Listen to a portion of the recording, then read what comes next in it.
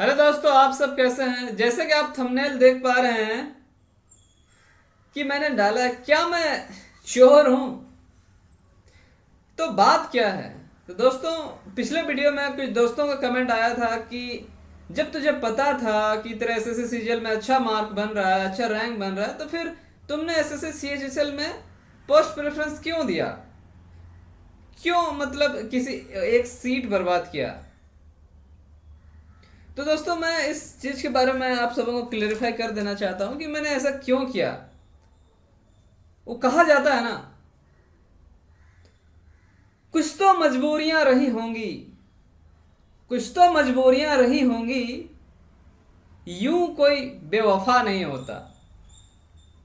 तो दोस्तों, ये बात कुछ हद तक तो सही है कि मैंने पोस्ट प्रेफरेंस दिया, और यदि मेरा सीजीएल में सिलेक्शन हो जाता है तो एक सीट बर्बाद हो जाएगा। बट इसके पीछे क्या कारण रहा, क्या वो चीज रहा जो मुझे वो पोस्ट प्रेफरेंस भरने को मजबूर किया। आइए मैं एक एक करके परत दर परत आपके सामने पेश करता हूं। तो मैंने क्यों भरा। तो दोस्तों, बात यह है कि मैंने पिछले 2 साल से मैं एमटीएस के तौर पे काम कर रहा हूं, और मैं बेंगलोर में पोस्टेड हूं। और पिछले दो साल से मैं बेंगलोर में हूं, और उनमें से 1.5 साल से तो मैं अपना घर भी नहीं जा पाया हूं। अपना घर भी नहीं जा पाया हूँ, क्योंकि इतना दूर है। कभी छुट्टी नहीं मिलता, कभी पढ़ाई का टेंशन, कभी कुछ का टेंशन, बहुत सारी चीज़ें एक होती हैं, तब जाके यहाँ से आप इतना दूर से घर जा पाते। तो मैं बिल्कुल परेशान हो गया था यहाँ से। तो इसलिए मैं चाहता था कि मैं किसी भी तरीके से यहाँ से निकल जाऊँ। और एक बात डाउट है कि मैंने एक चीज़ लिख रखा है कि मैंने पिछले साल एसएससी सीजीएल में ऑल इंडिया रैंक 888 लेके इनकम टैक्स इंस्पेक्टर बना था। एक्चुअली इसमें क्या हुआ था कि मेरा सिलेक्शन हो गया था, और जो मेरा जो वो जो ग्रेजुएशन का डिग्री आना था वो 24 दिन लेट हो गया था। 24 दिन लेट होने की वजह से, ड्यू डेट से, मैं ज्वाइन नहीं कर सका। तो बहुत सारे दोस्तों के मन में ये भी डाउट है कि जब तुम पहले से इंस्पेक्टर निकाल चुके हो तो फिर सीएचएसएल का पोस्ट प्रेफरेंस क्यों भरा। तो दोस्तों, मैं इसीलिए भरा क्योंकि मैं वो ज्वाइन नहीं कर सका था, और मुझे इस बार किसी भी हाल से यहाँ निकलना था। और फिर बोला कि जब तेरा मार्क, जब 351 मार्क बन रहा है, तो फिर तूने पोस्ट प्रेफरेंस क्यों भरा। दोस्तों, हुआ क्या था कि जब इस बार जब मैं टाइपिंग दे रहा था ना, तो मेरा सिस्टम 2-3 बार तो बंद हो गया था, बीच बीच में की डिप्रेशन ले नहीं रहा था। तो इस वजह से क्या था कि मैं टाइपिंग को लेकर मैं थोड़ा सा डाउटफुल हूँ। तो यदि किसी भी तरीके से, मान लिया यदि मेरा टाइपिंग क्लियर नहीं होता है, वो तो मार्क अभी आया है, फाइनल रिजल्ट तो आया नहीं है। यदि एसएससी फाइनल रिजल्ट पहले दे देता तो मैं डेफिनेटली नहीं भरता, क्योंकि और यदि टाइपिंग का भी पता चल जाता कि नहीं, हाँ टाइपिंग क्लियर हो रहा है या नहीं हो रहा है, तो फिर मैं नहीं भरता। तो इसमें टाइपिंग के डाउट की वजह से मैं सीएचएसएल का पोस्ट प्लेसमेंट भरा। और इसके पीछे एक और वजह है जो मैं आपको बाद में बताऊंगा कि मैंने क्यों भरा।